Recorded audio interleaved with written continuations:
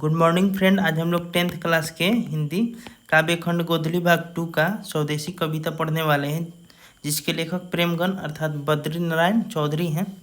तो फ्रेंड, सारी कविता की तरह इस कविता का भी अर्थ जानने से पहले, जो भी इसका भावार्थ है, इसको जानने से पहले हम लोग कवि परिचय जानेंगे, क्योंकि आपको बताया है पहले ही कि कवि परिचय से भी एग्जाम में क्वेश्चन पूछ लिए जाते हैं।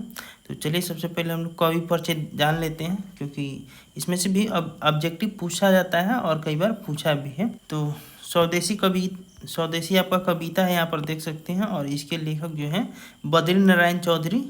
इनको मतलब कि एक और निकनेम है जिसको हम लोग प्रेमघन के नाम से भी जानते हैं। चलिए आगे देखते हैं इनके बारे में क्या बता रहे हैं यहाँ पर।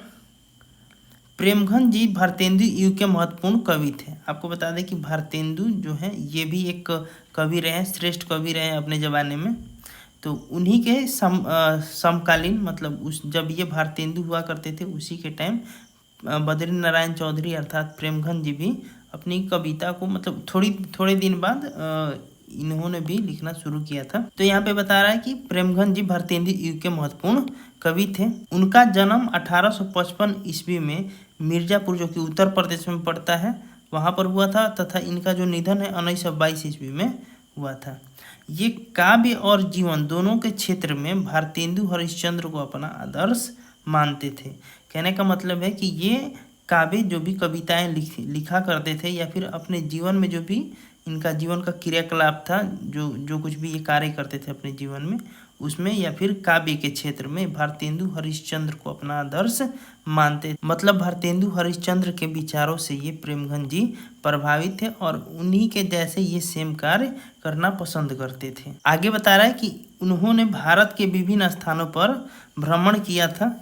यानी कि प्रेमघन जी के बारे में बता रहा है कि ये भारत के विभिन्न स्थानों पर भ्रमण किए थे, तथा 1874 ईस्वी में इन्होंने मिर्जापुर में रसिक समाज की स्थापना करी थी। ये चीज़ आपको याद रखना पड़ेगा। ओके, आप देख सकते हैं यहाँ पे बता रहा है कि 1874 ईस्वी में मिर्जापुर में, ठीक है, 1874 में मिर्जापुर में रसिक समाज की स्थापना किसने करी थी? तो आप कह सकते हैं प्रेमघन जी या फिर बद्री नारायण चौधरी। ओके, तो ये चीज़ इंपॉर्टेंट है, आपसे एग्जाम में ये पूछ सकता है, तो आपको ये चीज़ याद रखना पड़ेगा। आपसे ऑब्जेक्टिव में सन पूछ सकता है कि रसिक समाज की स्थापना कब हुआ था, आपको याद रखना पड़ेगा 1874 में। या फिर ऐसे भी पूछ सकता है कि रसिक समाज की स्थापना किसने करी थी, आपका उत्तर होगा बद्री नारायण चौधरी या फिर प्रेमघन। ओके, तो चलिए अब आगे बढ़ते हैं। उन्होंने आनंद कादम्बिनी मासिक पत्रिका तथा नगरी नीरद नामक साप्ताहिक पत्रिका का संपादन किया। ठीक है, इन्होंने सबसे पहले रसिक समाज की स्थापना 1874 ईस्वी में करी।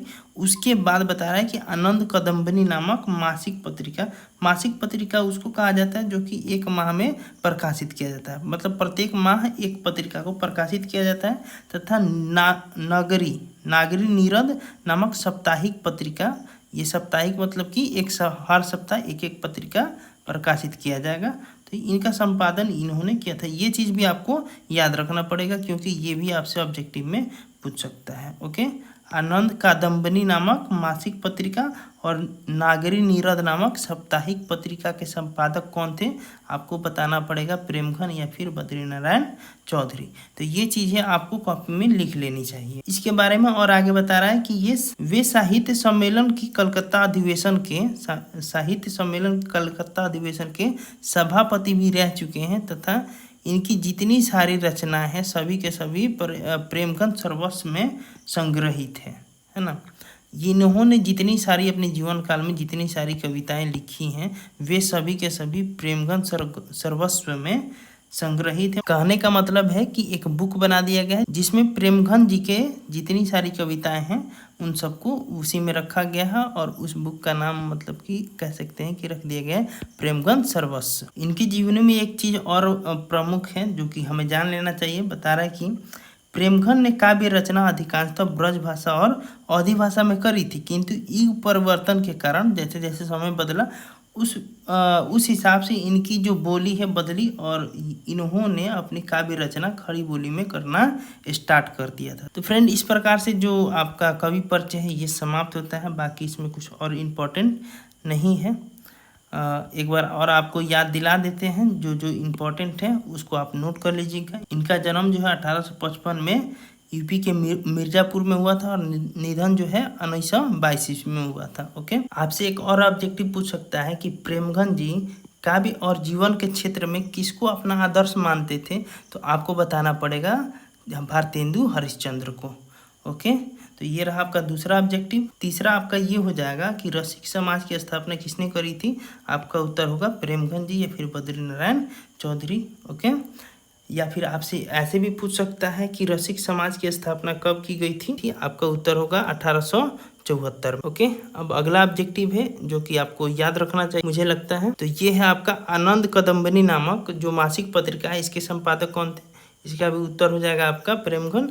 एंड अगला है नागरी नीरद, नागरी नीरद नामक जो साप्ताहिक पत्रिका है, इसके संपादक कौन थे, ये भी हो जाएगा इसका उत्तर भी प्रेमगंज जी। तो फ्रेंड अब हम लोग आगे बढ़ते हैं और देखते हैं कविता का अर्थ जो भी यहाँ पर है। ओके, तो फ्रेंड स्वदेशी कविता का पहला ही पंक्ति है, सबे विदेशी वस्तु नर गति रति रीत लखात भारतीयता कुछु न अब भारत में दर्शात। तो इन दोनों पंक्तियों का अर्थ हम एक साथ जानेंगे। तो चलिए देखते हैं। कवि कहना चाहते हैं कि भारत के अधिकांश लोग और उनकी जो वेशभूषा है, रहन सहन है या फिर लिखावट है, वो सब की सब विदेशी हो चुकी है और यहाँ के जो लोग हैं या फिर जो वस्तु है वो सब भी लगभग सबका सब विदेशी ही नज़र आ रहा है। और भारत में है ना, भारत में कुछ भी भारतीयता नज़र नहीं आ रहा है। अगला पंक्ति है आपका, मनुज भारती देखी को सकत नहीं पहचान मुसलमान हिंदू किन्धो के हैं ये क्रिस्तान। इसमें कवि कहना चाहते हैं कि भारतीय मनुष्य को देखकर कोई भी ये नहीं पहचान सकता है कि इनमें से कौन मुसलमान है, कौन हिंदू है या फिर कौन क्रिश्चियन है। ओके, उम्मीद करते हैं कि आपको अच्छे से समझ में आ रहा होगा। एक बार और रिपीट कर देते हैं। ओके, सबे विदेशी वस्तु नर गति रति रीत लखात भारतीयता कछु न अब भारत में दर्शात। इन पंक्तियों में कवि कहना चाहते हैं कि भारत के अधिकांश वस्तु या फिर व्यक्ति जो है उनका रहन सहन, खान पान, लिखावट या जो भी वेशभूषा या उनका वस्तु है, सबका सब जो है विदेशी होते जा रहा है और भारत में भी कुछ भी भारतीयता नज़र नहीं आ रहा है।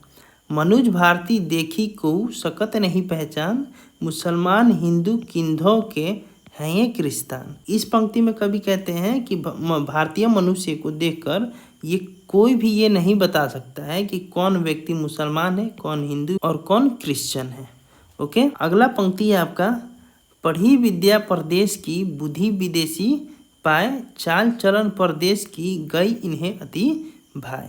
देखिए, इसका भी अर्थ काफ़ी इजी है, आपको समझ में आ जाएगा जल्दी। इस पंक्ति में कवि उन सभी भारतीयों के बारे में कहते हैं जो कि विदेशों में जाकर के अपनी पढ़ाई कर रहे हैं। तो उनके बारे में कहते हैं कि पढ़ी विद्या परदेश की बुद्धि विदेशी पाए, यानी कि जो लोग विदेशों में जाकर के पढ़ाई कर रहे हैं उनकी बुद्धि भी विदेशी हो जा रही है और वहाँ की चाल चलन परदेश की गई उन्हें अति भाई। और वहीं की जो चाल चलन है, वेशभूषा है, खान पान है, वो सब उन्हें भा जा रहा है, यानी कि पसंद आ जा रहा है। और वो लोग जो भारतीय लोग विदेशों में पढ़ने के लिए गए थे, है ना, उनका बुद्धि तो विदेशी हो ही गया, साथ में वहाँ का जो चाल चलन है, वेशभूषा है, खान पान है, वो भी इन्हें काफ़ी पसंद आने लगा और ये भी उसी के रूप में ढल गए। अगला पंक्ति है आपका, ठाटे विदेशी ठाट सब बनियो देश विदेश सपनेहू जिनमें न कहूँ भारतीयता लेस। इस पंक्ति में कवि कहते हैं कि जो लोग विदेशों से पढ़ाई करके आ रहे हैं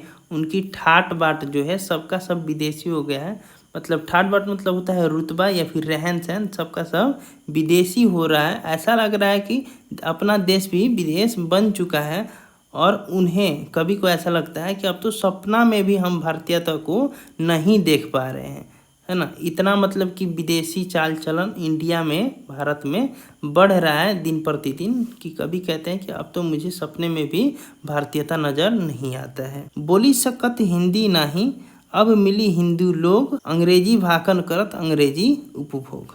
इस पंक्ति में कवि कहते हैं कि जो लोग विदेशों में जाकर के पढ़ाई करते हैं वे लोग तो इंग्लिश सीख जाते हैं, लेकिन जो लोग भारत में हैं वो लोग तो अंग्रेजी नहीं ही बोल पाएंगे। तो इस पंक्ति में कवि कहते हैं कि जो लोग विदेशों से पढ़ करके आ रहे हैं। उन्हें अब इंडिया आने पर हिंदी बोलने में शर्म आ रही है। लेकिन यहाँ पर तो भारत में क्या हो रहा है, सभी के सभी हिंदू लोग मतलब कि हिंदी बोलने वाले ही लोग मिल रहे हैं।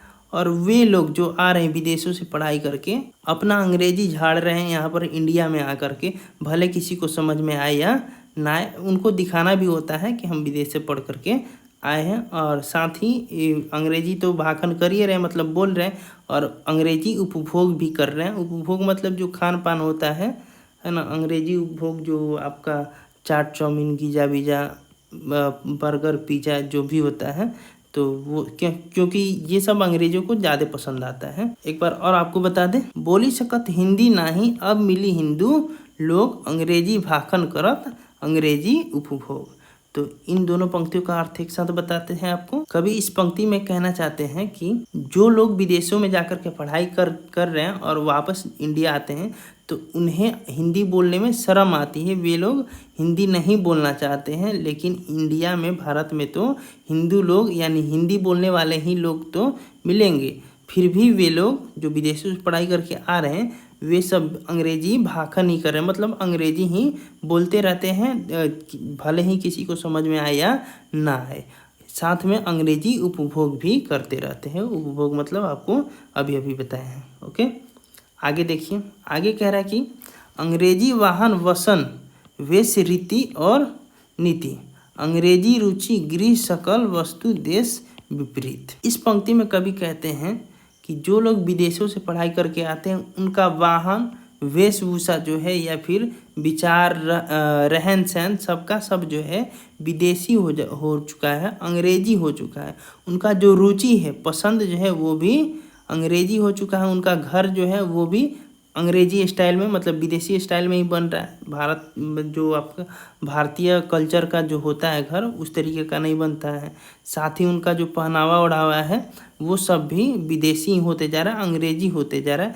बिल्कुल ऐसा लगता है कि सबका सब देश भारतीयता के विपरीत होते जा रहा है, जो भारतीय कल्चर है उसके विपरीत होते जा रहा है। ओके, अगला पंक्ति है आपका, हिंदुस्तानी नाम सुनी अब ये सोची लजात, भारतीय सब वस्तु ही सो ये है घिना। इस पंक्ति में कवि कहते हैं जो लोग विदेशों में जाकर के पढ़ाई करते हैं वे हिंदुस्तानी कहाने से भी शर्माते हैं, क्योंकि हिंदुस्तान के लोग इंग्लिश नहीं बोल पाते हैं। तो वे लोग जो विदेशों में जाकर के पढ़ाई कर रहे हैं वे अब शर्माते हैं, लजाते हैं हिंदुस्तानी कहाने से। और भारतीय सब वस्तु ही सो ये है घिनात, और भारतीय वस्तुओं से ये घृणा करते हैं। आगे देखते हैं, देश नगर बानक बनो सब अंग्रेजी चाल, हाटन में देखूं भरा सबे अंग्रेजी माल। इस पंक्ति में कवि कहते हैं कि देश के जो भी बड़े बड़े नगर हैं या फिर जो भी बाजार है उन सब में अंग्रेजी चाल चलन है, और जो भी हाट है, बाजार छोटा मोटा हो या फिर बड़ा मार्केट हो, सभी के सभी तरफ अंग्रेजी माल ही भरा पड़ा है। आप लोगों ने भी देखा होगा। कहने का मतलब अंग्रेजी जो कल्चर है ना, जो अंग्रेजी रहन सहन है, उसी तरीके का आपको बाजार में सभी की सभी वस्तुएं देखने को मिलेंगी। छोटा मोटा मार्केट है या फिर बड़ा मार्केट है तो उन सब में भी आप लोग देख सकते हैं किस तरीके का जो भी विदेशी कल्चर है इंडिया में आते जा रहा है।